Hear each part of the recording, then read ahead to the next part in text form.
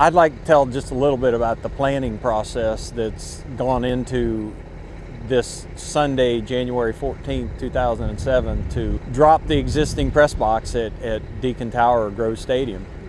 We started with these drawings approximately 2 months ago right now. We've been on site for 10 days. We will have been on site for 12 days when the actual structure gets dropped. Jim Parham and I and Mark Dunnigan, our pre-construction manager, worked with the existing drawings, worked with Wake Forest University, both athletics and facilities management, to pull together a game plan that is both safe and is a qualified and experienced game plan. Today's Friday, but Saturday we've got the final planning meetings on who's going to do what, going to be where, and exactly what's going to happen with the time frame that we have. Sunday morning is when we intend to blast the steel columns that they're at the bottom. They're going to blast about 8 feet of sections out, start the momentum of the rotation going over. The concrete columns, half of those are going to be blown out as well, milliseconds behind that, which completes that rotation, and hopefully the whole thing's going to fall towards the street. This is not a project that is just your standard, ordinary project. This is a project that has very precise details, dimensions, and radiuses that take a lot of study and a lot of thought. But on the existing building that was built, the 4 precast columns, or columns that are in place that are concrete, actually hold what we call the press box. Out in front of that, and it's tied together up on the 5th and 6th floor, is what we call the stair tower. Stair tower is a metal column structure, 8 columns that hold up the entire thing. It's faced with precast panels that are welded to it. They've cut those loose, but it should come down as one entire structure. They're drilling in certain depths, 30 inches from a certain direction, so that the charges, when they set, actually blow the columns out a certain direction. We're not trying to take out the back side of the column. They want that to stand up so the building doesn't squat under the initial explosion.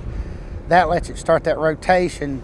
The steel, they're taking tickets out, 4x8 pieces or things like that at the joints, at the splices on the columns, to help that weakening that area so that that part almost immediately falls straight down. It starts that momentum of the counterbalance for the overhang, and the column that's remained, that'll start the rotation to fall over. The team of people that it takes to do a job like this, it takes people that are committed, that want to do this job.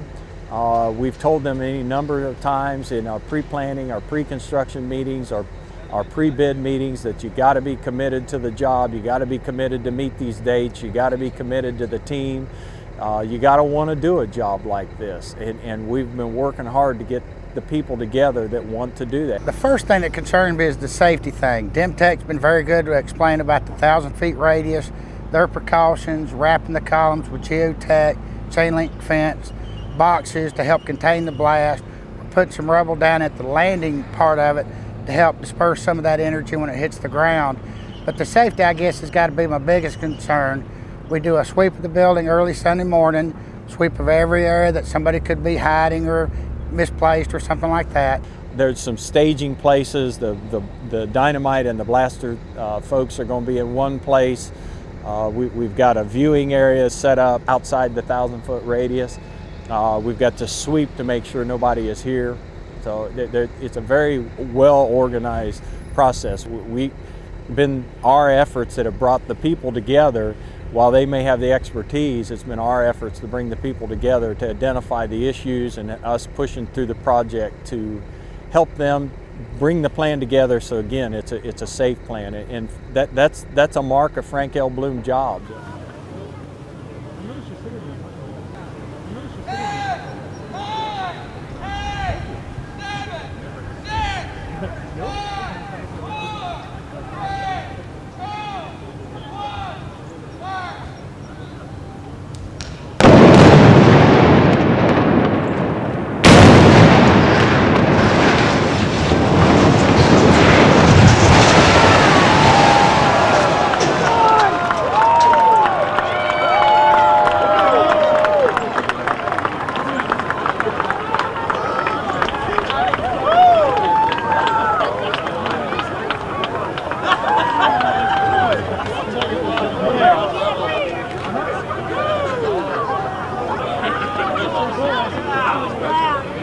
sit in the president's box.